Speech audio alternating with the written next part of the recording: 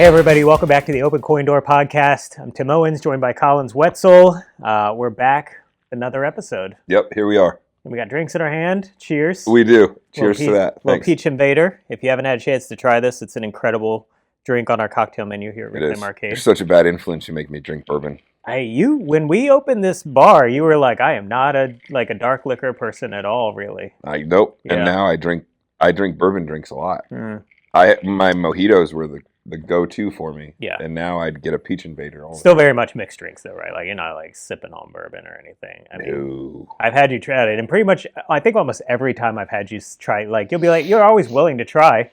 But I would say probably like 99 out of 100 times it's going to be. I have a certain face. Yeah. Right. You know the face. Yeah. Yeah. And yeah, I can't. I try though.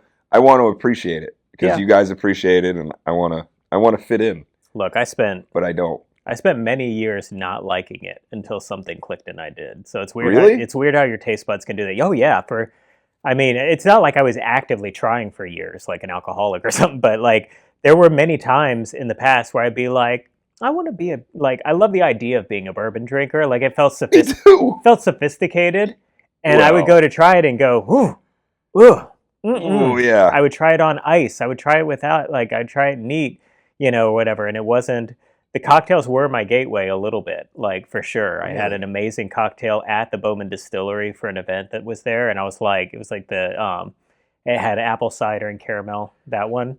Yes. And I was like, well, if this is bourbon, I can drink bourbon like this. And so it was like drinking cocktails and then slowly easing back into being like, okay, well, if it's a little stronger, or maybe now trying it neat, and I got there. So you never know. So there's hope. There may be, or maybe not. It doesn't matter. I don't. You like what you like. And it doesn't matter. I'm not here to yuck anybody's yum. I do want to fit in though. I do want to. When you bring all the stuff over, and my brother likes bourbon, you got all these bourbon people, and I'm just like, I'll take a mixed drink. Right. It's also a weird time to get into bourbon too. And this is not a bourbon podcast, but all the lotteries and allocations, and ever since COVID, just how we've talked about how COVID kind of changed the landscape of pinball, and pinball prices went crazy, and now they've come down back a little bit. Bourbon is only now starting to see the trend back away from the craziness, and even still there's a lot of crazy out there. Well, I talked to a lot of people about what is it? The lottery, the business lottery thing, because you can. And I mean, I'll talk to them and they'll say, you just tell Tim I'll pay him whatever he wants for it. Right. You tell Tim I'll pay him. And I'm like, I'm not going to tell him anything. You guys can talk to Tim because I don't know anything about that. I don't know anything about anything. Yeah. I don't know anything. I know Blanton's has the toppers, the horsey toppers with the letters on them. Yeah. It's about as far as I get. Yeah. I don't.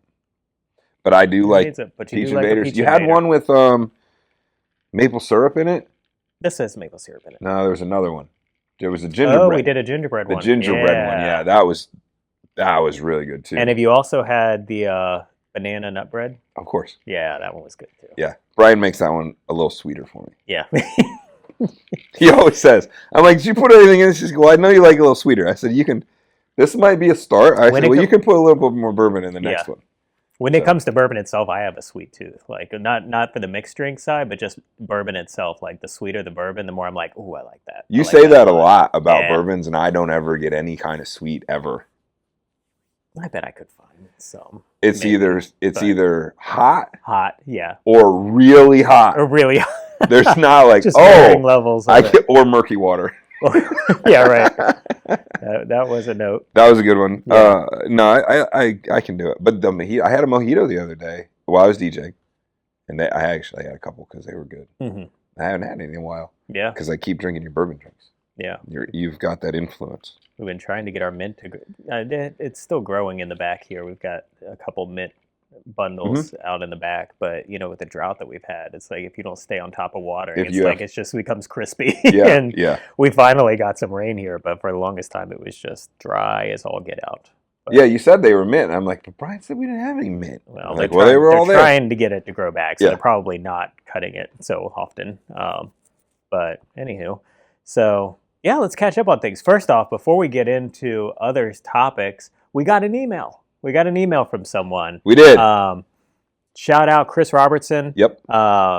he sent an email and he covered two different topics that I thought were both worth bringing up. One of them I think we already have in the past. He was saying he'd love to see like fighter game tournaments and whether or not we would run and or stream something like that. And I said, streaming would be amazing. I would love to do something like that. It'd be so fun. Oh man, that would be so much fun. And definitely, I think there's interest out there. There's a whole fighter game community of people. My problem is like I don't know. Nobody's ever come to me and said, "I'll run that." This is my thing, and I would love to run this because I have no problem with it, and I would love the idea of streaming it would be super cool. But I can't do it. I don't know enough. I don't know enough about the nuances of various fighter games. Well, like you had said earlier, when we run a pinball tournament, we know the nuances of make sure all the balls are like no extra balls, and if it's a big tournament, we turn the ball save all the way off, and if there are certain, like you got to put it in tournament mode so that it's like on Iron Maiden, for example, it goes in the modes all the same, like those things, and you don't know those things about video games. So you would want somebody. Like there's specific settings that have to be enabled for like fair tournament play. So if you know anybody that would do that and would be willing to come in and like show us the ropes, I think you have a phenomenal setup to be able to put it up on the projectors. Totally. Put it up on the big screen. Yeah, we could make an event out of it for sure. Have the table settings there. You could definitely do it here, but I agree with you. I even threw out it would be like it would be a good impetus to bring in fighter games that I don't have. If I knew they were like, oh, if you got a Tekken 3, let's go, right? Then I'm going to go out and find a Tekken 3 specifically to run a tournament with. Yeah, it would be like launch parties for pinball machines. Totally, yeah. When it comes in, the next, like, hey, you got 2 weeks to practice and we're having a launch party. Yeah, I think that would be really cool. Yeah. But we need somebody. I need somebody. Help. Please, come on. Who's in the circle that knows? Yeah. Chris, you know somebody. Yeah. We've talked about it. I mean, like, that's the rub, right? When you're running an arcade is, like, you can't do it all, and you've got to be able to delegate some things. I still run our tournaments, and for our pinball tournaments, rather, and I love doing that. One of these days, I would like to delegate that part away.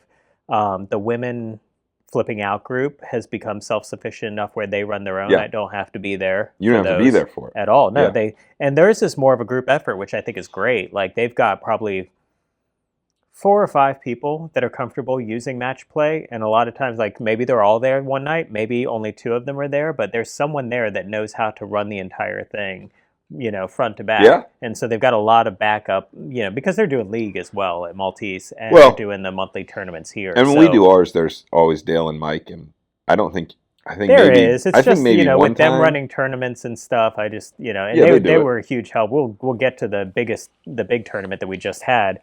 And they are always willing to help me with like those major tournaments. I just don't want to rely on them as much for the monthly ones because I know they're also doing the Maltese stuff and all that other thing. This is my space. And somebody asked me at the tournament, they're like, "Are you a TD?" And I was like, "Nah, not this time, buddy. I got a key, but no." Yeah, I always tell people like, if you need to unstick a ball, like that's fine, but I don't really make you have to be responsible for making decisions. Yeah, even then I'm like. Yeah. Right. No. Do I want to even do this? Yeah. No. Unless I have a TD next to my name, I'm not doing it. I can give somebody. In fact, even then, I'm just like, nope, sorry. Yeah. Like I don't want to get into it, and I don't feel like I have to be on that list because, like you said, the women flipping out they have a lot of people to do it, and so do you. I mean, gosh, even the people that come up from Richmond that could do it, right? But I mean, you've got Dale and Michael do it all the time. And that's between you 3. It doesn't matter how big of a tournament it is. Yeah. So, but on that side of things, do you need that? Like Lauren Cooley is running a league at Maltese, a co-ed league at Maltese. It starts in a week. Yeah, Sunday. This coming Sunday will be the first one. I don't know when this podcast come out, but this coming Sunday. It's an afternoon thing, like 2-ish or something. Maybe. Oh, that's not gonna work. I have to be at like. I think 12. It's like 2:00 and it's every other week. So my schedule seemed to fit really well with that. I bet it's all the Sundays I'm going to be gone. Yeah, probably because we were talking about all of my schedule. If you're good, I'm not. Good, no, it's not going to happen. Yeah. But they allow pre-plays and they allow other things. So like there might be an option. You should look into it. But anyway, she's running that. I'm sure I could say, hey, were you planning on being, at the July monthly? How would you like to run it or something? Can you run it for me? Yeah. But I don't mind it. It's one of the I've gotten a lot better at delegating things, I guess is the point. I think I that I'm ran making. one a couple years ago. I mean, the things that I'm doing now at the arcade when it comes to business hours that I'm here, obviously there's a lot that I do during the daytime when not no one's during here. business hours, But right? the things that I'm doing when I am here are usually the things I enjoy doing, like the bourbon tastings, the pinball tournaments. It's not just because nobody else can do them. It's also I wouldn't do it if I didn't enjoy doing it. You want to do it. Yeah, I want to do it. Right. So I think it's good. The other thing that he brought up, and I thought it was really good, this was right on the heels of us talking about Allentown after that last episode when we were talking about the Allentown and the pinball streaming and everything. And he was talking about how cool it would be if we went to other big pinball tournaments like MagFest in January. And I can't remember. That would be really cool. All about it. Yeah. I'm all about that. I mean, That would be great. I mean, we talked at length in the last episode about how hard that is, though. So, like, there is that side of it. It's just a very challenging environment with a lack of control over those things. Like, internet can be so spotty at big events and stuff. But, if we have the communication. They joined our last chat. They were on our stream. Who was? Fox Cities. Gotcha. Why don't we ask Tom? Yeah. Reach out and be like, hey, he does a lot of you travel. do all of these. Like all how of it. do you do that in every location that you're at? Yeah. He's got to have some type of solution. I'm sure he's got. And he was on our stream. We're famous now. We're famous now. We're big time. Yeah. He was on, and so was. I got to meet him at Pinburg last year. And I played his son. I kind of fanboyed a little bit, but just very quickly, and I kept it calm. But I was like, I just want to say, like, during COVID, I started watching your stuff. I'm a huge fan. You got me into pinball streaming, and I just want to thank you. Like, you and Jack Danger were really the reason that prompted me, back then to think about what it might be to have a rig and stream our tournaments and stuff. So, like, especially all the tournaments, because he's really found his niche. He would stream from his house and stream games, and still does on occasion. Yeah, he still does. But the majority of Fox Cities Pinball is big tournaments on location. Like all of them, really big tournaments. Yeah. So, and his rig is a beast. Like I got to see that in real time, and I was maybe he'll let us jump on the stream with him at Pinburg. Come on, man. He let people we know on the stream. True. From Northern Virginia. True. Yeah. We could do it. I'm focused on just playing well at Pinburg this year. I'm focused on getting a stream. I'm asking Tom. But I agree. Join, watch this first, and then I'm going to get a hold of you. But I agree. Like, I really do think, like, going to other events would be cool. We did that one at Maltese. It's been a couple months now. It's been a few months, but that went well. That went very well. It was good. And it was a lot of fun. So, yeah. And speaking of that, and this is actually a really nice segue when we talk about streaming and rigs and how do you make things, like, how do you simplify some things and that kind of stuff. You and I have been working on an idea that Dale kind of prompted, right? Oh, yes. I didn't know where you were going. You didn't know where I was going. I was like, what are we talking about next? This thing that this camera is attached to. I'm gonna break the fourth wall here in a second and show you the thing that it's attached to. I'm just using it as a basic stand right now. But it could be a whole rig. It's something we're still playing around with. But Dale, I can't remember if it was Expo or TPF, which one. He was at a place recently. I want to say it was Expo last fall. And he came back and he was like, I saw the coolest thing there. These people were streaming a game, but they were using just phones. And I was like, what do you mean? And he said they had put like 3 cheap phones together and they were sending it all wirelessly to their laptop into OBS, the software that you use to stream, and streaming it out. And I was like, that's an interesting idea. That's kind of cool. I mean, in my head, that's not going to work. Yeah, right. And in my brain, like, it's not, something's going to go wrong. The communications aren't, there's going to be lag. The audio is going to be off. There's something going to be, you know, but he said it was good. He said it was good. And, and my thought was like, that's cool. I don't have any spare phones or anything. And so I hadn't really pursued it much, but, it came up again in conversation recently with him. And I was like, and I said, but I started to look into it, and you and I were looking at phone prices, and we were like, they're like $150, $150. Like, I'm not spending $600 on a rig. Yeah, just for that. I might as well get real cameras, not phones at that point. True. So we mentioned it to him. We're like, yeah, that's a cool idea, but the phones are so expensive. He said, no. You buy prepaid phones. And so I have one here. Dale's pretty smart. So he is smart. And so like this is a Samsung Galaxy. I don't know, A16 I think is the I have version. a Samsung Galaxy. Oh, do you? But mine's a super expensive one. Is it? Yeah, mine's like the S22 Max. Okay. Yeah. This is called the A16. This was $50. Yeah, the prepaid phones are their like generic version of this, right? Yeah. Like they might not have, but it has a nice camera. It has a 1080 HD camera. Huh. It has good battery life because it's brand new. And yeah, so like the trick is you don't activate it.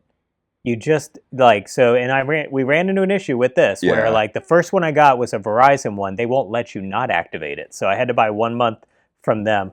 But the AT&T ones, it didn't even prompt me to activate it, honestly. Like I went through the setup, added Wi-Fi and everything, and now I'm at the home screen and I can open the Play Store and download an app. So you can use it basically like a small little tablet kind of situation. Yeah, it's like a tablet. Remember when they had like the iPod Touches, that kind of idea that you would have a phone type thing, but it's just without the phone. So you do that, and then there's an app for Android called Droid Cam. Mm-hmm. And Droid Cam allows you to basically, it acts like a wireless camera. The idea is that you could use this phone as a webcam, or in this case, you could use it as one of the cameras for a rig. So this rig, and I'll kind of break the fourth wall here for a second and show you all. Hopefully I don't mess up the recording. Maybe. I'm not gonna, let me just loosen this here. Be very careful, sorry about my fingers. Pull this out of here, and then I'll show y'all. So the rig is, right now anyway, just a mic stand. I've seen it done a couple different ways. Some people will still use like the kind of like extruded aluminum that I do for my rig. Dale had was like made out of wood, and they made like a tripod with wheels. Yeah, and, whatever you use to mount it. I mean, you can use just about anything, but the key of this is like you've got 3 different of these like clamps that are holding phones, and so that's another Samsung Galaxy there. And then I'm still waiting on a third one, so I haven't got that yet. And then I put a light on it. Not 100% necessary, but versatile. There's going to be options. Do you think you could use the flashlight? Or do you just no, because the flashlights on the phones are all going to be pointed away from the cameras that they're pointed at. So I'm not sure. Not that one. Not that one. Yours. Mine wouldn't either. Mine, like if you do the flashlight on my phone, maybe it would go like that. Yeah. But it doesn't. What's nice about it is this whole thing, like it weighs like almost nothing because it's really just a mic stand with, clamps and 3 phones. So that's the idea behind it. We had tried that before when we went mobile. We did. I overcomplicated it a little bit. That one was because I didn't have this idea of this more simplistic setup. Now you got to make sure it looks like it's pointing just at me. I just got to get it back in front of us. And then, all right, we're back. There we go. So make sure it's recording too. I don't want to. Yeah, we're still recording. All right. We had done that before, where I brought the mic stand, but I was using actual cameras. I was using the Director Mini. It was just a very heavy setup. There was a lot of things awkward. It was all like there were a lot of things on one mic stand, and it was just like trying to get it into place or whatever. So this is way lighter, easy to pack everything up and throw it in my car and just go somewhere. I hope you can get to where you're comfortable with, like, okay, this is what we're going to do. Yeah. And particularly, I think, this could be a thing I could bring to Maltese and be like, hey, yeah, we're going to stream, a league night or something. Or we're just going to do like that because it's so, minimum. You do need a computer. So, you've got 3 cameras that are, $50 a piece, the clamps and stuff. All of that, all in, even with the mic stand and everything, you're probably at less than $200 total. But you need a computer running OBS. And we're still figuring out. If you're going to stream, you need a computer. You are. You have to do that. Yeah. You can't just pull everything from the phone. You got to put it into OBS. It's got to be a layout and everything. Well, the reason I say that is the Director Mini is kind of my fake computer in that I don't need a computer with OBS. I can stream directly from the Director Mini. I forget that all the time. We choose to do that, but we wouldn't have to. And that's how I was able to do it mobile at the people's houses. Was because it could stream directly out. Yeah. So I always forget that because we don't do that very often. No, but we have before. So we're still experimenting. The issue we ran into was with some audio video sync when you've got 3 wireless cameras and trying to figure out, I was experimenting with these mics that we use, which is the DJI Mic 3, which plugs right into the USB port on your phone and acts like a microphone. So we record this on my phone, the podcast, but there were issues with it not lining up. So we got to figure out the audio piece, and then you might see more streams from Reclaim Arcade at my house, at your house, at other places. Oh yeah, there's plans. Cool. There's definitely plans for, if we get it going, we'll, stream a lot more regularly, right? Because and the projects we're going to do. Totally. Yeah, so, that's going to be, I'm really looking forward to being able to document that, because I've done so many of them. Right. And I've always been like, I'll text you guys and I'll be like, oh, look at this thing, or what do I need to do with this? Or, and it will be cool to be able to document that in real time and then put it out there for everybody to see. Because we watch those kinds of videos all the time. Yeah, like tech repair stuff. Yeah, or just shopping things out, or watching people, do whatever. And the guy that I used to watch all the time was Todd Tuckey. Mm-hmm. When I first started getting into it, and he would go through all the games and show what he did, and those were really, really cool for me. And I think maybe we'll probably be a little better than those, because those from 2001. So to be clear, what he's talking about is Tim bought a pinball machine, but it is very much, while it is kind of working, like it boots and everything, but it needs to be cleaned. It needs a lot of things done. You're going to work your magic on it. I hope. It looks like it's going to be great. World Cup Soccer came out great. The irony, folks, is usually the dirtier the pinball machine, the better condition it's in, because that layer of dirt has covered and prevented it from getting scratches and wear and tear on the actual play the field. paint's not coming off because there's so much dirt and crud. So I booted it up and the flippers didn't work, but I checked the fuses. Yeah. So I'm not really super worried about that. Yeah. That's way down the road. Right. The whole thing is going to come apart. All the plastics are going to get down. Yeah. Everything's going to be, you got a color DMD. And that's what I was going to say. You could do a video just on installing a color DMD on a game. I almost said it. Well, he said color DMD, so everybody knows it's older now, but on an older game. And there are a lot out there, but honestly, a lot of them are old. Right. A lot of them are from 2005 or 2012, right? And having something new out there with Reclaim, I just think I think it's going to be really cool. Yeah, it should be hopefully this thing works out with the rig. Hopefully you see a lot more streaming and videos from us in the near future. Yeah. I have a question. Yes. Do you think, I'm going to push the button, do you think that we can use this as a secondary rig during tournaments? Because we see a lot of places, and it's the goal, right? Hashtag goals, where it's got the TV above the pinball machine, and there's 6 of them in a row, and the camera above each one, and you can see each one. And I don't know if they stream those to OBS, if they're hey, this game's still playing, put it on this game. I know one arcade that does that. Have you talked to them about how? Because to me, that is the guy is stupid, brilliant. Stupid it's the genius guy. level. Have you ever heard of Yopsicles? Yeah. Oh, yeah. The Yopsicles. Yeah. It's the guy who invented those. He runs in Memphis, Tennessee. I think it's in Tennessee because it's called Flipside Memphis, I think, is their stream. We should go there. But they probably have 50 pins or something. And they all have a Every TV and a camera. Every single one is connected to the network, and so they'll just pull up a game. And there's no moving a rig for them. And he built the entire system. He's clearly a networking genius because it's all, hardwired Ethernet across everything with all these camera lines and all this IP-based stuff or whatever. But at any given time, he can say, let's see what they're doing on Jurassic Park. Yeah, let's move over to this game. And it's just press literally buttons on Stream Deck that he presses. It's crazy. We could put TVs above 4 games, I think we said. Yeah. Over by the door. Now they're not doing but the cameras we could. They're not doing rig style stuff, right? They're typically bringing an arm out of the wall that's got one camera pointed down, and then they've got another camera near the back of the wall that's a downward view of the player. So it's not quite as good a view, I guess is my point. Oh, they have one of the player too? They do. Yeah.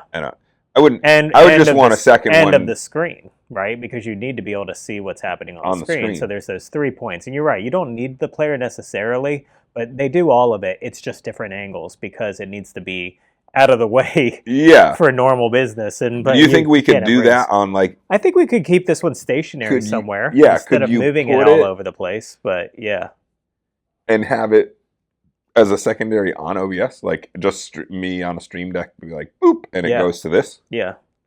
We just wouldn't want to move it, right? And we would need to make sure that the network can handle 3 NDI streams, but I'm sure my network can. Like, it shouldn't be an issue. Sure. Cool. But yeah, we could pick like one game that's always, hey, let's see what they're doing on that's that one. That's the one thing during streaming is it's not we that get a game that, and again, not that it's not mobile. It's fairly lightweight. It's not on wheels. That's where we could move it.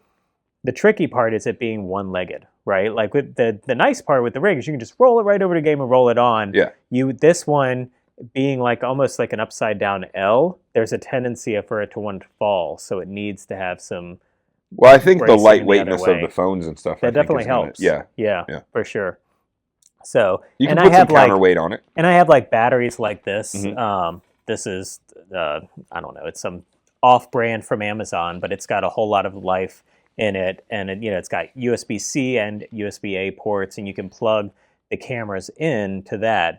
That would be the other piece in the tournament, is knowing how long the phones would last. Yeah. But you plug them into here, and now they're basically charging while they're actually streaming it, and I think that would work as well. So and that could be the counterweight. So yeah, it definitely. This thing's heavy, so if you find a way to mount this like at the bottom of the mic stand, then it adds a little bit more weight. A little bit more weight to the rig, but probably good weight in that sense. Sure. So we'll try to get that. Yeah, we'll see moving. What can happen? Maybe hopefully before you go on your trip. Yeah, we'll see. That would be good. I'll take it. I've got my third phone coming tomorrow, and then that was a long story. The problem is you go to a place like Best Buy or Walmart and you say you want this, and they're trying to sell you plans, or do you need minutes, or do you need this, that? And it's like, I just want to buy that. Can I just have the phone, and please? It's like, what do you mean? Like, you need to, like, they almost want to have you like go through the whole activation thing there, and you're just like, sell me that box. So I went to Best Buy, and they were like, oh, we don't have the A16, we got the A17, but then it would cost like $150, and I'm like, why would it cost $150? It's listed for $50 online, and they were like, well, that one you're not allowed to. And I said, never mind, just don't worry about it. And I left there, got on my phone and ordered it on Best Buy online for free delivery. So it's like, instead I'm just going to wait for it to come to my house. They just wouldn't do it online? They just didn't understand what I was asking. Walmart does that. Like, if they won't honor their online things because they outsource and they get things from different companies. And it's like, well, whatever is online is the price. I think there's just weird things between, like, there's terms. Like in the phone world, there's like contract free isn't the same as prepaid. Yeah. And that's what they were trying to sell me, was a contract free phone for $150. And I'm like, no, I want a prepaid phone. I want a prepaid one. It's not the same thing. And I don't want to activate They weren't speaking the same language as me. And just do what I tell you. Yeah. I know what I want. You do not. So, and you don't need to know why I need it. Yeah, right. Exactly. I don't need to tell you. I've been joking with my staff because I was over here like working. I had 3 phones stacked up, and Paula was like, "What are you doing?" I'm like, "These are my burner phones. I live a very dark, dangerous life that I can't tell you about." She was like, "Are you joking right now?" I'm like, 100%. Are you joking? Are you joking? Come on, Paula. Are you joking? I mean, you start to wonder. You see a guy with 3 burner phones, like, what's going on? But it's me, so they know. Yeah, exactly. Yeah. Okay. Yeah. Hopefully that works, and I can have one for each of my girlfriends. and your pusher, and your dealer. Yeah, Lest they never meet. Okay. Anyway, hopefully we can get it. I'd like to start Thursday. I mean, I'll start with just my phone, but I'd like to start Thursday and see if we can get the rig and do an opening sequence of it. Yeah. And see how it is, just to get going. Yeah. So maybe do one swipe on the dirt. And see the shiny. Well, you definitely need to record a video of the beforehand, just unpacking and setting it up of exactly what it looks like right now. That's exactly what I want to do. Yeah. The back box looked really good. Yeah. I was shocked. I was like, this is super clean. Yeah. It was really nice. So more pinball coming soon, but I did replace a lot of pinball. So even since this, like, 2 of the games that I brought in for the tournament, I left here. So now we have Harlem Globetrotters and Metallica have replaced Comet, and Iron Maiden. Good replacements. Tough choice on Iron Maiden, but I'm pretty happy with it. I came to peace with it. Not everybody is, and that's fine. I'm not ever going to make everybody happy. Yeah, but, we know that. We can't make everybody happy. But it was tough. I mean, we were even the day before. Yeah. We were like, I said, we were leaving the tournament. I was like, did you make a decision? You're like, nah, I'll do it tomorrow. Like, okay, well, you got to pack them up. Yeah. It's so funny at this point. I think I've just got so many games that so many people are in love with that, especially if I say, like, you know, Metallica is a Stern. It's an older Stern, but it's a Stern. It's a Stern. Excuse me. So I said, it's got to be a Stern. This is replacing a Stern, so People it has to be like a Stern. That. And it was just all over the place. Yeah. That was what was funny to me, was just like, I mean, we heard probably every single Stern pin that I have came into the conversation, other than obviously like Pokemon, which is brand new. Yeah, I don't think anybody said Pokemon. I mean, I heard Foo Fighters. I heard Jaws. I heard Led Zeppelin. I heard Jaws from one person. Yeah. But it doesn't come up often enough to be considered. No. I said Led Zeppelin. I said King Kong, which nobody likes. Yeah. Uncanny X-Men. Oh, yeah, that was like the top. That was the other one. That one comes up often, but then it's also like you've even said, like, it's gotten better. It's a little bit There's more still fun. ways there. It's not at 1.0 code yet, so there's still time, you know, but... Whatever. 1.0 code on what? The new story that they completely redid on it? Right. So, you know what one of the points was that somebody brought up, maybe Chad brought it up, was, or Will. Maybe it was Will. Mm-hmm. That's not a game that is anywhere else, which was Led Zeppelin. Like, and that kind of with Iron Maiden, I thought about that. Right? Yeah, like because that was one of the deciding Maltese factors. has it, right? Mm-hmm. It's been here a long time. Yeah, it's a great game. I'm not saying I'm selling it. Let's be clear. It's in my basement, so I'm going to clean her up and I'm going to play the heck out of it for a little bit. I'm kind of looking forward to turn extra balls back on and maybe see a little bit more of the game or not. Who knows? But yeah, I'll hold on to it and we'll see. I actually for the. You know, a lot of times in the past I've said, I don't have enough room, I need the money, whatever the case may be. It's just like, take them out of the arcade and sell them immediately for something else. Well, you said the same thing about Comet. But I was all ready to list it, and you were like, maybe not yet. And and this was one of the ones I don't think you've ever done this is the price that I'll go to. Yeah. It isn't like a... Well, it's... But you also said... It's for a practical reason, though, because Comets don't go for a lot. I went to look on Pinside, and they max out at 2,000. And I was like, $2,000? I don't need $2,000. I'd rather have Comet. Like, I know it's not the best game in the world, but it's a fun pinball machine. And I'm like, 2,000, I know you don't agree. It's better than Jungle Lord. I mean, I was just blown away. I mean, I get it. It's a solid state, but there's not a ton in it. But it's like $2,000. I would think that it would be 25, 24. That's what I was thinking. I was thinking the range was going to be 25 to 28, and it was like the range was 1,800 to 2,000. And I was like, at that price, I'm just gonna for now hold on to it because you'd almost have to do it it's a good tournament game. I could always bring it back for like Labor Day tournament or something. The big tournaments. I like playing it. In your basement. Look, I moved Comet by myself. I know. We should actually talk about all the movement that we did. We should get into that. We should. We had a big tournament. This is the second year that we've done the Memorial Day Stars and Stripes special. This is only the second year? Second year. So the first big tournament we ever did was Labor Day 2024. And that after doing that, we decided in 2025, last year, to do a Memorial Day one because we were like, that worked out so well. Yep. So last year was the first year that we did. And then we did Labor Day again. And this year you did President's Day. I did. I don't know if I'd do that one again. Yeah, but then the Memorial Day one was packed again. It got all the way up to 78, 80 players again. Yep. So it was good. A lot of late players. 78, what'd you call them? Late Larrys players. Yeah, last minute Larrys. Last minute Larrys, yeah. You know, I get it though. You know, people kind of keep their options open and then they decide, I've got nothing going on. What helped us a lot was the weather. The weather was bad. It was just rainy. We finally had rain. Just rainy, cloudy, gross all weekend. Not cookout weather by any means. And so I think some people were just sort of like, we're not going out, not doing anything. Let me come and do this instead. So we had a lot of really good players, like a lot. We did. They'd always attract, including this guy. Yeah. He did well. I did all right. I did all right. Really well. I won some money actually, so that was cool. But you know, they're always long events. You know, a lot of planning goes into them, although I do feel like I've found a rhythm to where leading up to it, I was kind of like, I'm not thinking about this tournament as much as I probably should, but it was just I knew what I had to do. No, I think we've done enough where we just kind of connect on the like, okay, when are we doing this? Yeah. This is what we're going to do. And when's Mike going to deliver his? And this time you got a truck because we had to move so many. It did. And we didn't necessarily have to, but there were so many in one place at your house that it made it more logistically and the better. Stupid rain made it so bad. It did. It made it so bad. We had to go up. So between all the houses that we take pinball machines to, mine is by far the easiest. If we can go to the back door. Yeah. And because it's straight in, no stairs. Yeah. And I've gotten the vehicle stuck in the backyard before when it rains. So we're always cautious. I was with you. Oh, yeah. And even not then. I got my truck stuck once. Yeah.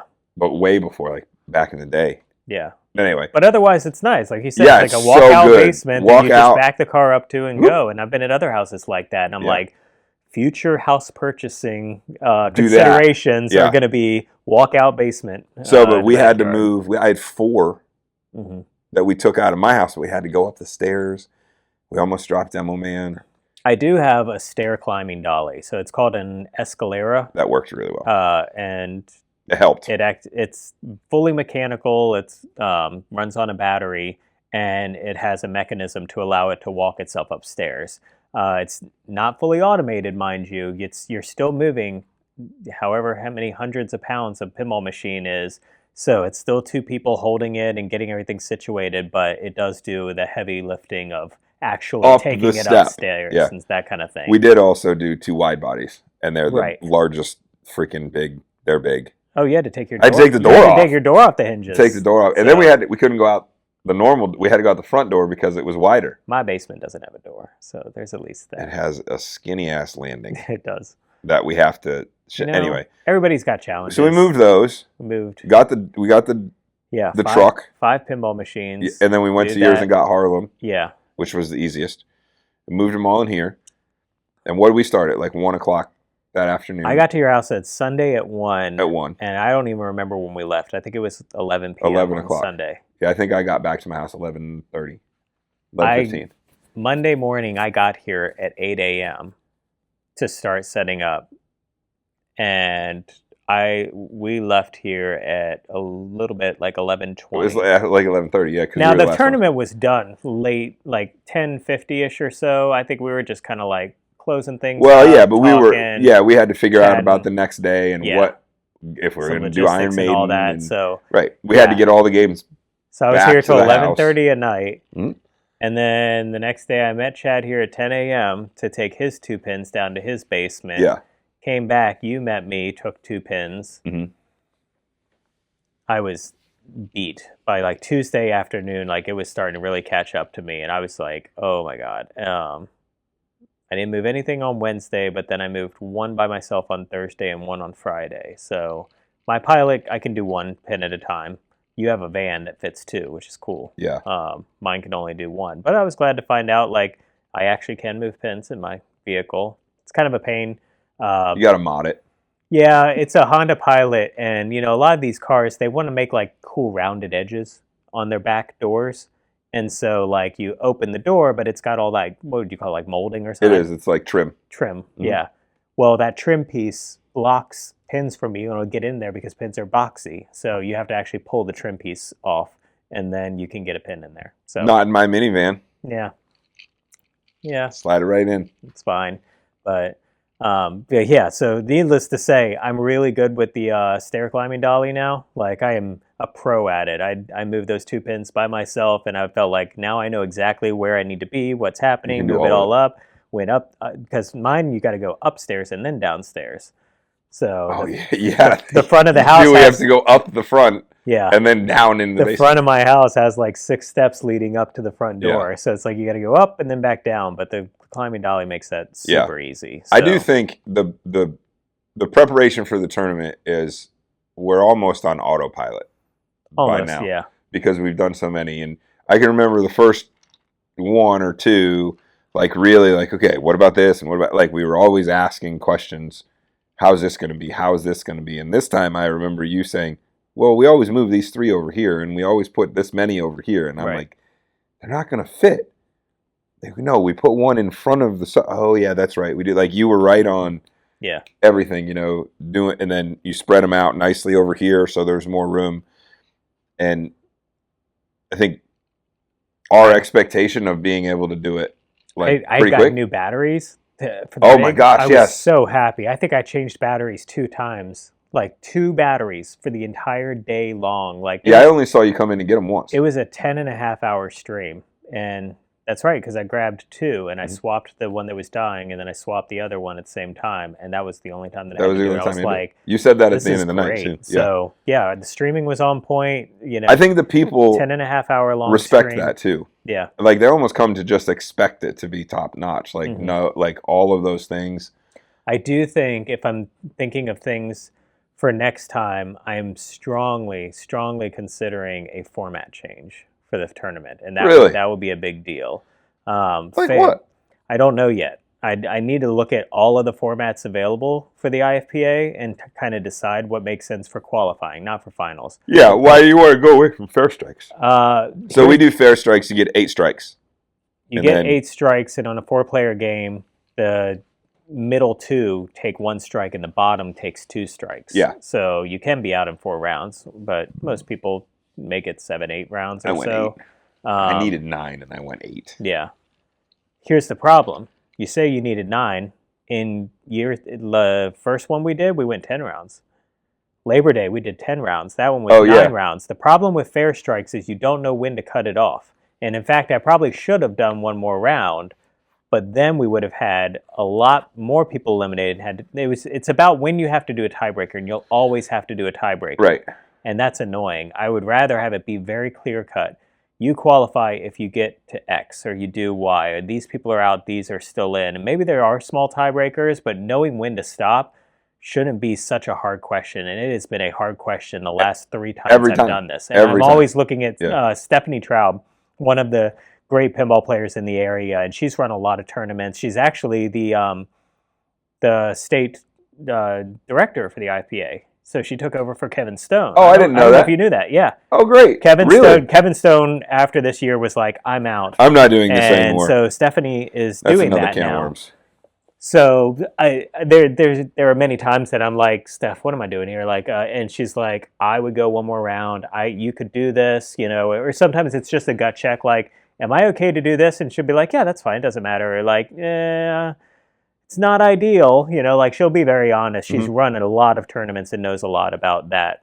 And even she was just sort of like, I don't know. Like, I thought you were going to do another one. I came out to the booth and I was like, you're doing another round? And you're like, no, we're doing tiebreakers. And I'm like, and I feel like in hindsight, I maybe should have, because one could argue that the people who still only had 7 strikes, why should I be out now? I never got to 8 strikes because people with 7 strikes had to do a tiebreaker to get in. Oh, really? Yeah. And so, like, I think maybe one more round, and now it's everybody who has 8 strikes. That's why I was thinking it, because but it was not everybody below the cut line had 8, or the other way around. Not everybody above it. No, I was right. There were some people that had 7. Correct. That had to do that, and I was like, well, no, you can't yet. It was just close enough to being a smaller number that I thought if we do one more round, now a lot of people have gone below the cut line with 8 strikes, and now we have a big tiebreaker to do. So it's just like, do we do the big tiebreaker now or in another round?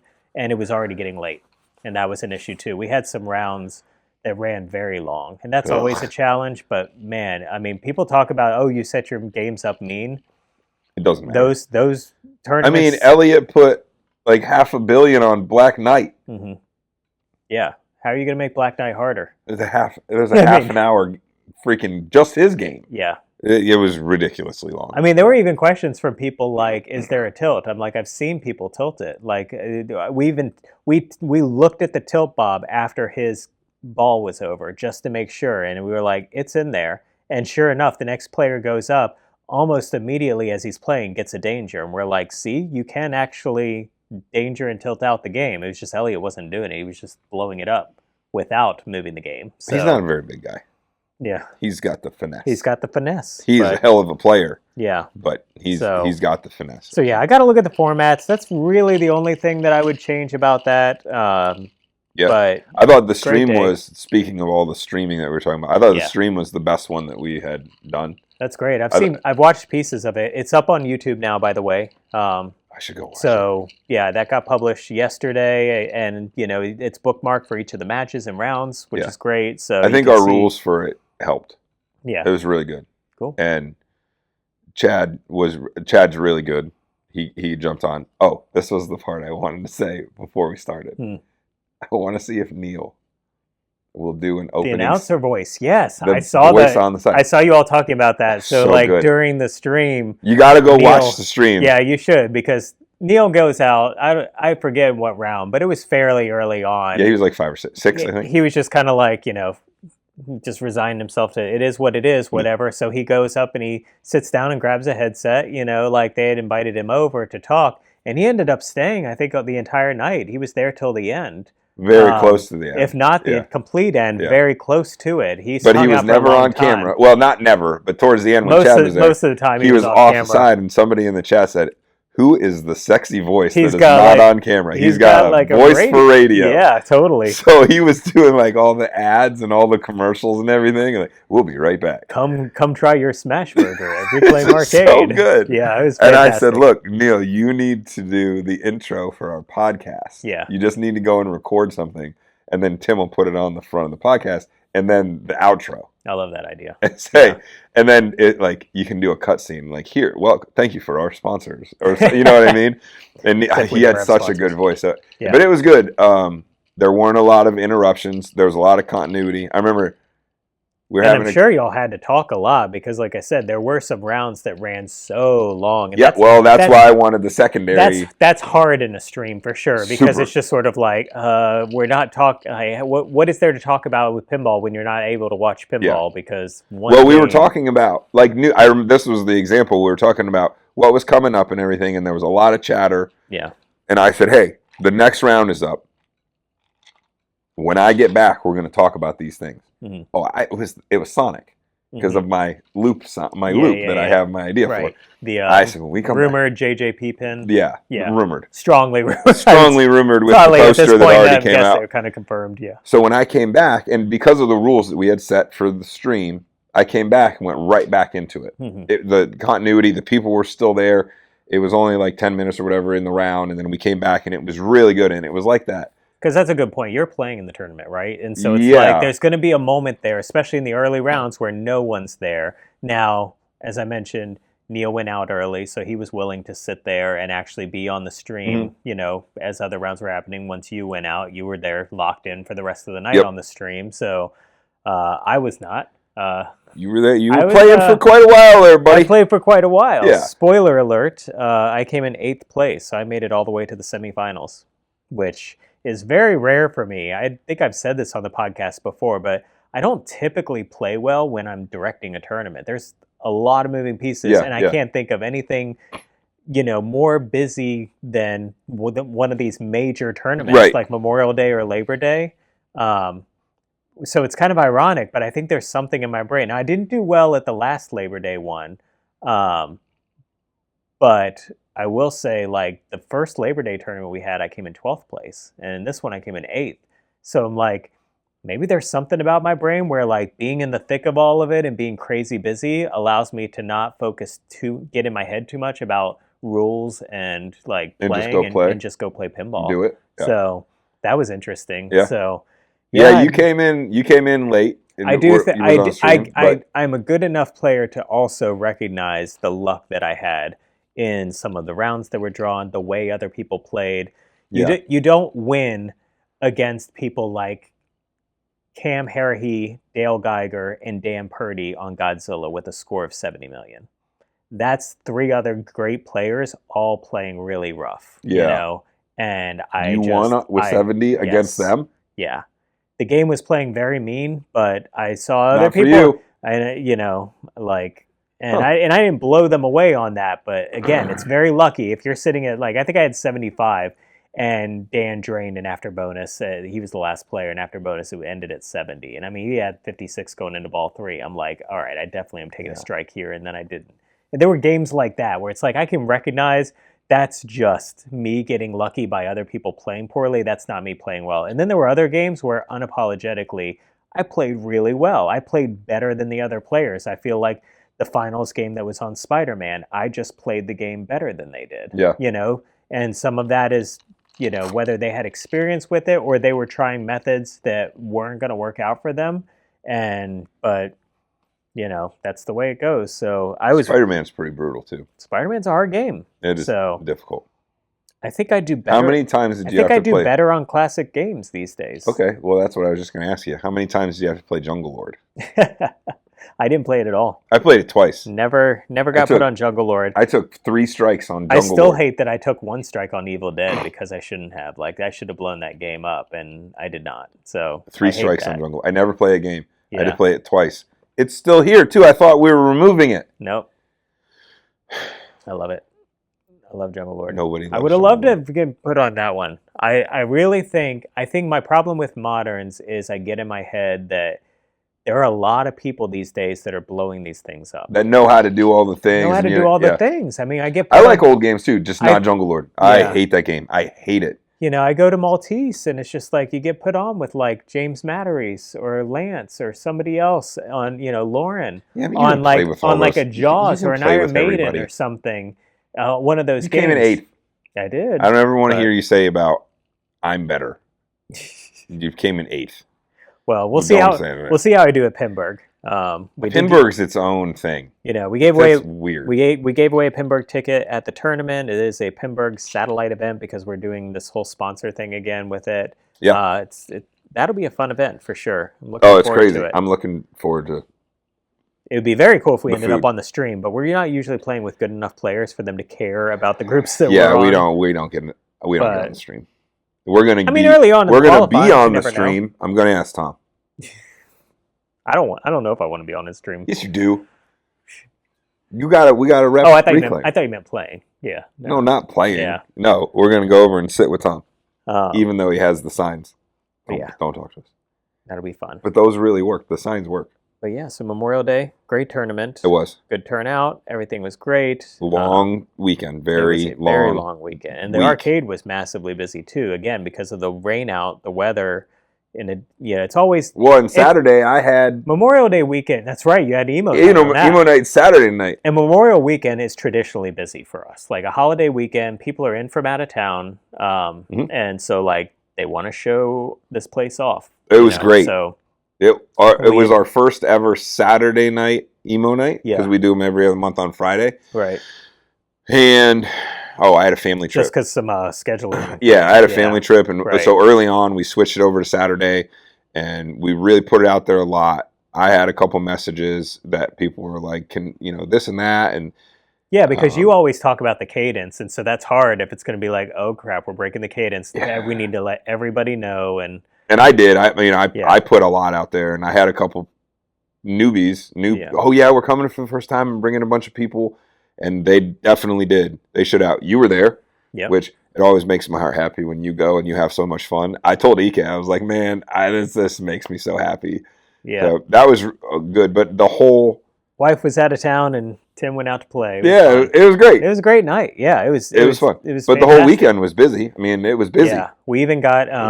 I hired a photographer to come out and take some photos of the event. I've had him come into a couple things because Seth, who does the band bookings, is like some of the images for like karaoke and stuff are a little stale. Do you have anything newer? And I'm like, I get some stuff from you from the DJ booth perspective. Yeah, but it's always the same. They're just cell phone pics from the DJ booth. And it's always the same, like blue tint or pink tint or purple tint. And because it's a challenging place to take. Yeah, and I'm never I never get down and take pictures from different angles. So that guy came in. This guy's name is Adrian Elliott.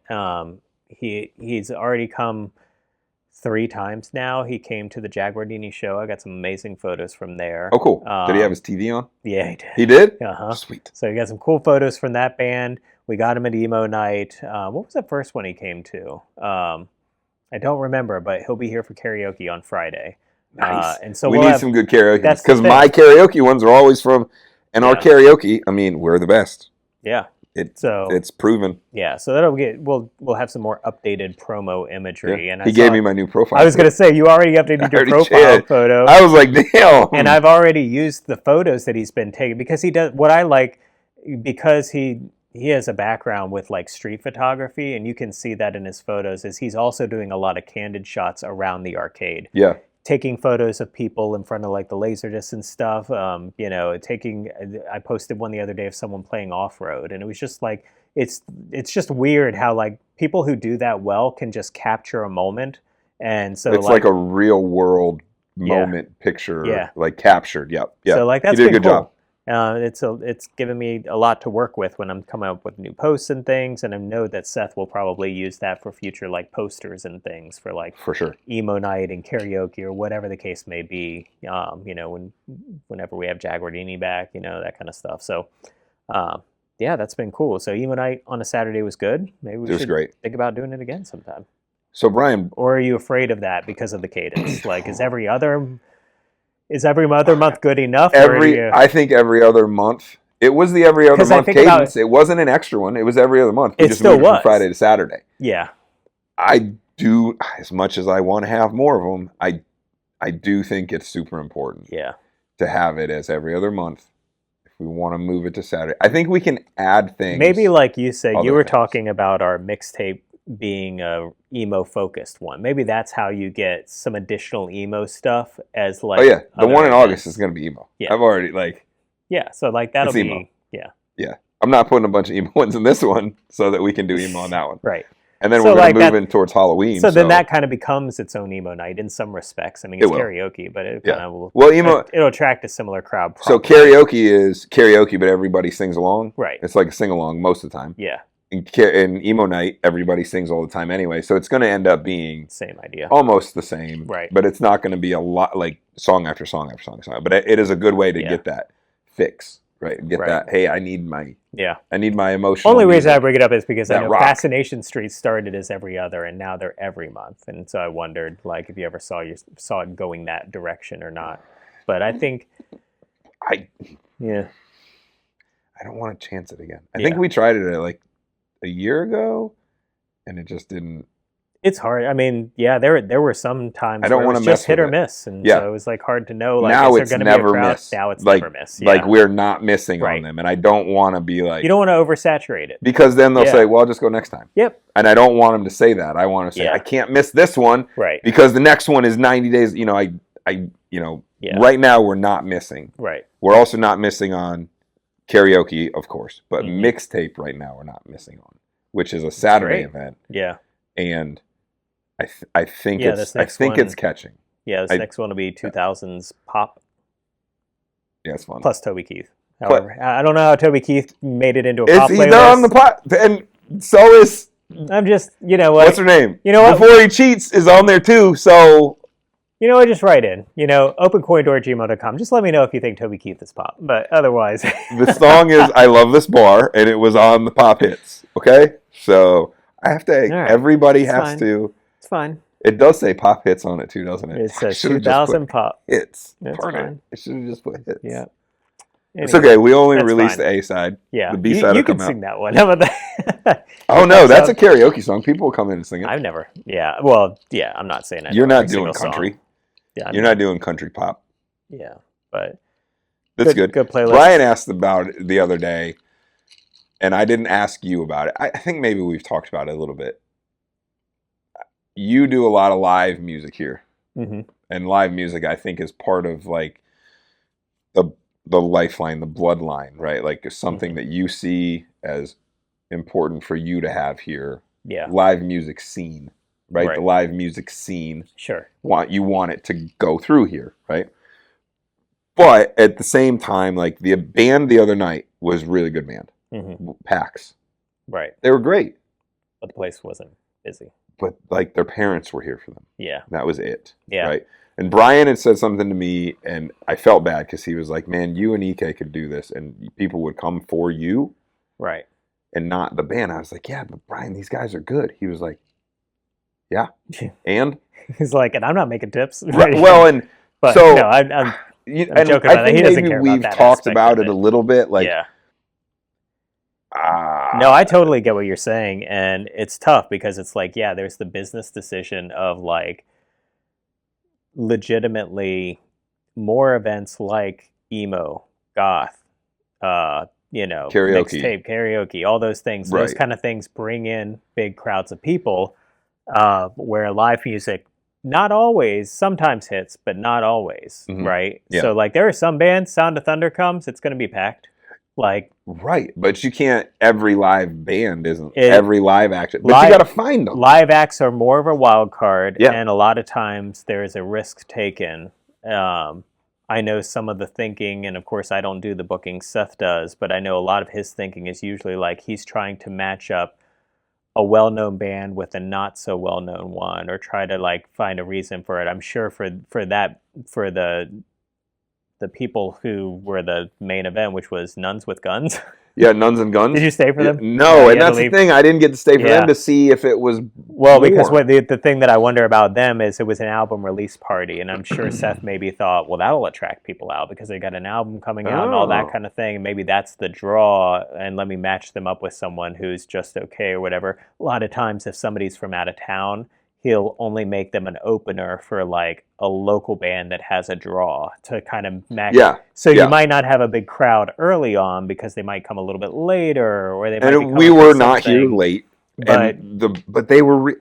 yeah, It but I it totally makes me sad because they're good, yeah. and nobody was there for that. And it's You know? tough because it's like you're right. I want Reclaim Arcade to be in the conversation as far as venues that are helping support local live music in Fredericksburg Correct. Yep. All as day. like a foundational like Yeah, in the veins. It's in the bloodline. it's in the yeah. It's in the foundation of what you want in it. But at Right. the same time, like that comes with hard choices. There are people who be like, "Oh, I want to play there," and it's just like they play like acoustic, and you're just like, "No, like that's not the vibe at all." Right. And it's like, sorry. So they love the idea of performing in the space, but it's just like we can't accept everybody, and we're trying to be more selective Yeah. now. And there's always going to be someone.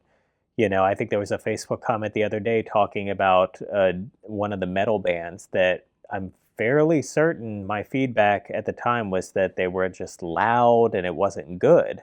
And they were like, they were so good. When are they coming back? And it's just like, it's just How do you know? It's we've said it before. You can't please everybody, and it's very very hard with live music to figure out what's going to be the draw.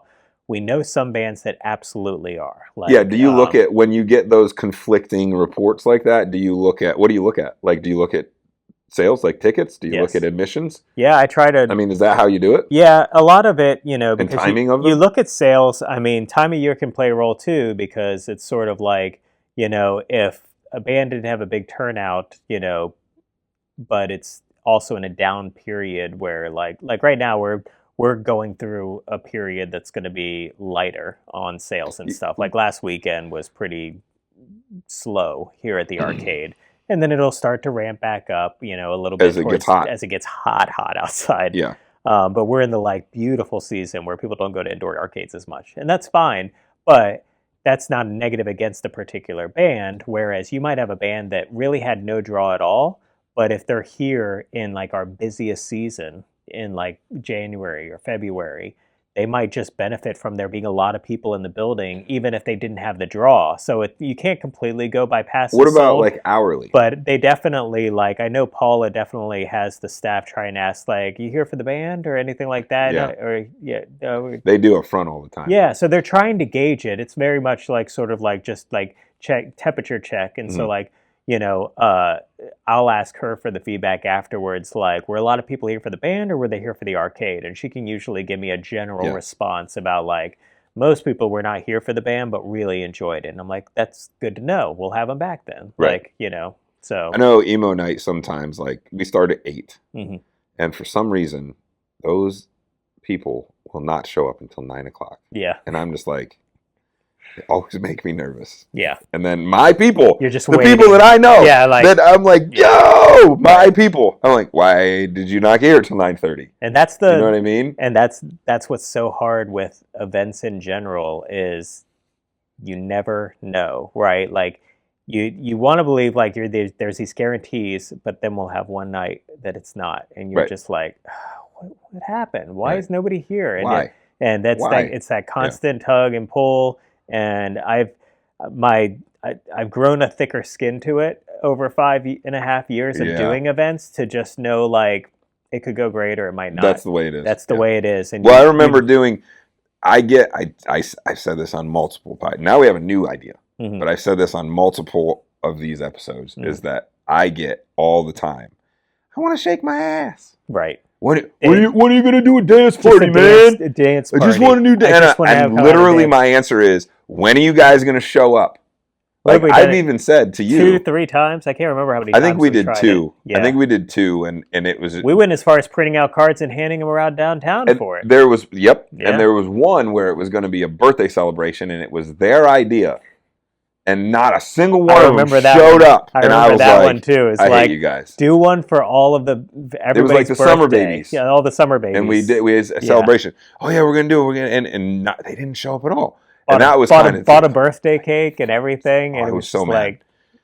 But now they want to do a Latin night, and the employees are like, if we do a Latin night, I'll get all the people out there, and I'm like,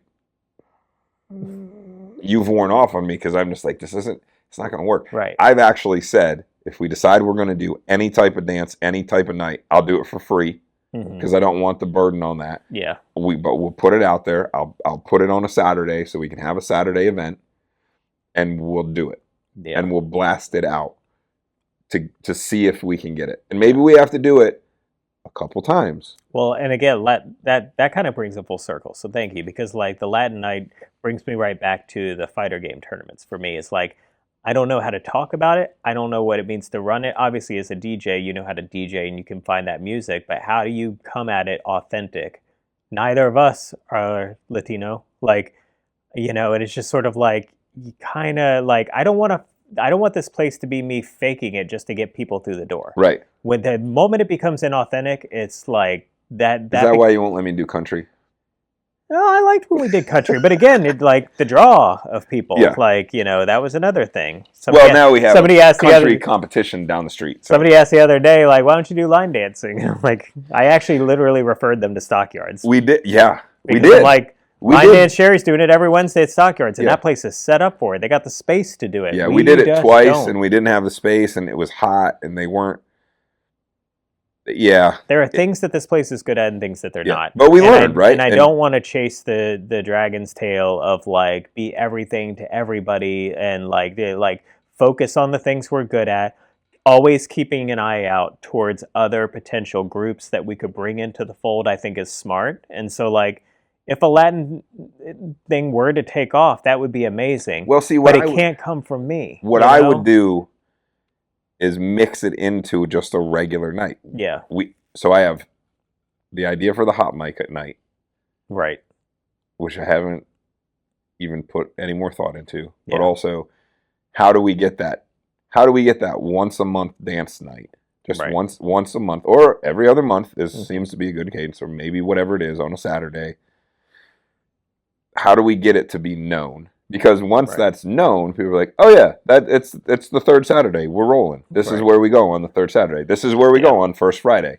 Every other month, we're going for emo." You know what I mean? So how do we? And how long do we put up with trying it if we do try it? Like with the vinyl nights, right? Where like I tried it for like a good quarter. Like 3 months long before we were like, yeah, this just ain't it. It's like, not going to do it. This isn't going to work. You can't drop it after the first time, but you certainly can after multiple times. Right. And costs go into that too. Like to your point, like it's that's why for those that's appreciative. Like it's one of those things that like I want to do it, right? And I want it to be something here. Mm-hmm. And we've talked about this before. I want to control the atmosphere, right? So I want. That's what I was going to say. Like it's not. There's the investment of money. There's the investment of brain power. There's the investment in. I'm going to take a piece of social media and our messaging and everything and dedicate it to this. It has to be worth it, right? It has to be worth that. Yeah. Because like immediately it's like, are there going to be questions around it or whatever the case may be? It's not. Nothing's free. Like everything comes at a cost, and you just have to decide like. Is it worth me saying, yes, we want this to happen? I'm going to put all our, I'm going to put the full force of what Reclaim Arcade is behind Onto this that. thing, Yeah. or not. Right. So, yeah. So, yeah, it came up because if we go all the way back to the beginning of that, the band was really good. sure. They had a keyboardist, they had a saxophone. I mean, Yeah. they were killing it. And I looked around, and it was like all the tables were full. Everybody looked, but if you're looking, it was like, mom and dad. Like he even gave a shout out to his mom and dad, Right. and they were friends. And the other band was the other table, so it was like, hey, Are you really? My family was here because we wanted to come here for dinner for the 5th time in 7 days. and it's not cheap. Like I said, the investment financially, especially for bands, that's why Brian said it. We're in it probably about $700. Right. They're about $600-700 the band and for entertainment. Yeah, the booking costs, all those things come into play. And we've talked about it before, but the live part of it is not being a DJ is not live. And it's also like, when we first started doing live music, the bad nights were like empty.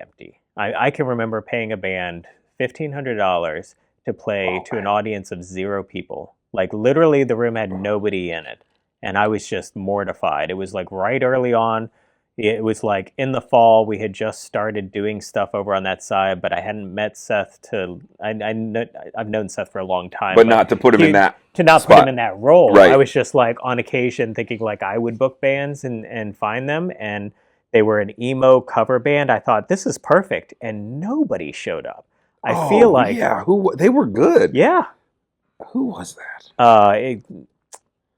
I'm not going to remember the name right offhand. Yeah, they had like a here was West the problem. Virginia? They're from Maryland. And that was the problem, I think, was that nobody knew about them. The emo thing, I guess, wasn't a draw, but it was also very early days. I'd like to think, even now, bands that don't have big draws, the goal is that people know, you want to go out, they're going to have some live music. Like they're going to be a band there tonight. Maybe not there for that band, but they're there to see the live music, and they're there because they want to hang out at the arcade, and it's cool that they got live music here. It is really loud, though. Yeah. It's like, I can deal with loud. Right. It is, even the good band this weekend was like really loud. Yeah. Like it's always, and I mean, it's the venue, it's what it is. Yeah. But it's really loud. And then you get like the really loud bands that like crank it up. Yeah. Like, woo! Yeah, like when we get like punk, like Trash Rocket or someone in here. Yeah. But they bring a crowd. It gets super loud. Yeah. So no, it was a thought because of the expenditure, right? Yeah. Of the live music part is the give and take of that. And to your point, I have to be honest with myself and think through that. It's like, again, is this a financial decision? Like, is it the right decision financially? Is it, Friday night didn't end up being bad numbers wise. So maybe it balanced out. Well, we tried a bunch of different DJ nights. Like we tried the video. Remember, we tried the video nights. And we tried the hair night, hair rock.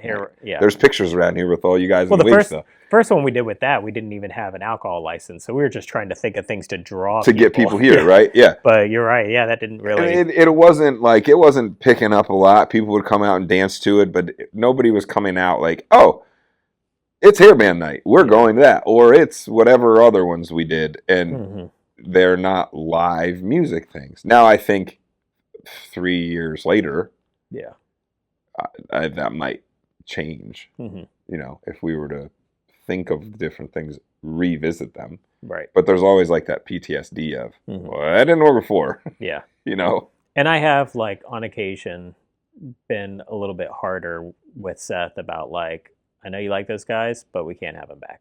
Like, unfortunately. Well, you have to do that. Most of the time, I'll give it at least 2 tries. Sure.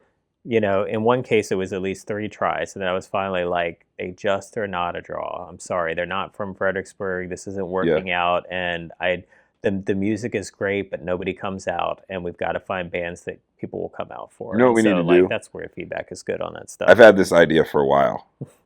So when we do this, we need to do a local, like maybe high school or college, but a battle of the bands. Yeah. We need to do it over a weekend. Yeah, it's been brought up. Or like over, because we had talked about doing like Reclaim Idol or whatever, The Voice. Right. And I think we could visit that with the popularity of our karaoke. Yeah. I think we could hit that pretty easily. Yeah, Battle of the Bands would be a lot of fun. A Battle of the Bands, I think, it would have to be like all day. I know, all day because set up, tear down, all the things. I mean, we've had 3 or maybe 4, do it over a month on Saturdays or something. The Video Game Music Festival was 4 different acts. They shared a drum set. And typically that's the case. If you have 3 bands on a bill, they got a shared drum set. But like, what about like the sound checks and the all the guitar things and So I mean, I think it would be great. I think the draw would be. I think the community would come. Like if you had. I wish I had a field like Strange Ways does. It would make it so like nice. Or something a bigger, or maybe I don't know. We could brainstorm about that. Yeah, but the other thing would be a lip sync battle, which we've done before, and I think that would be good too. I think that would be. I mean, I might even enter it. Right. I might even get into the lip sync battle. Yeah. So that would be a lot of fun. There's a lot of stuff that we can do. Things that we haven't even tapped into. Right. That were on my brain after I was asked that question. And it definitely makes a difference, particularly as we head into these times when it's like, oh, this weekend's dead. If we can get a group of people to come out on a Saturday night, that hits our bottom line. That helps us in significant ways. Mm-hmm. So, yeah. Maybe we start looking at them sooner rather than later. Maybe we put something together. It was a huge change for us that Fascination Street started coming every single month. Like it's been great. That like now things like karaoke and emo nights are just known to be good. So those are the scenes, the drag shows that every other you said those are really going well. It just helps turn a okay Saturday into a good, sometimes great Saturday. And it's like that can make all the difference in the world. So but you never know, right? I mean, you really don't until you work through it and try things. So we're hitting on the big ones. Yeah. So I think that's all the time we got. I don't even know how long this has gone, but probably long enough. I don't know. Yeah. What else is there to talk about? Nothing. No. We got coming up. You said you've got the mixtape karaoke coming up soon. Normal karaoke and mixtape. Fredericksburg Comic-Con. Oh yeah, talk about FredCon. Yeah. We'll be a sponsor there. We're working with Zach Rowe of Reclaimed Gaming. No affiliation. No affiliation other than great guy that does game repair, game sales, game buying, all that stuff for a lot of home environments and also other arcades. Mm-hmm. He does all of my repairs. And we're partnering up with him and putting an arcade in FredCon. So there will be a spot. They're going to be like 10 foot by 20 foot. When I say arcade, small set of games, but a decent number of games. We're going to bring some retro ones, some modern ones maybe. Who knows, everything in between. We'll see. Maybe you'll have This is the first year that it's 2 days. So it's Saturday and Sunday. And I believe that's July 11th and 12th.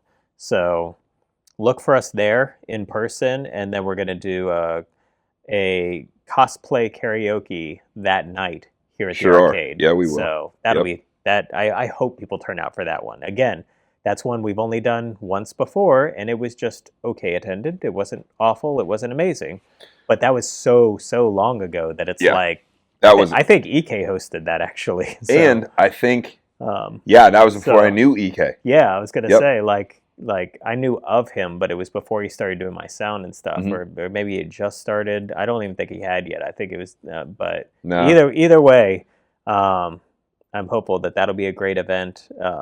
And we can announce it to our regular karaokeers, and there will be enough that will want to cosplay, I guess. Right. Dress up in some way and come and do that. And they get to pick their own songs. This is true. So they can like the mixtape come in costume for their song. That's fun. That is fun. That's pretty cool. Yeah.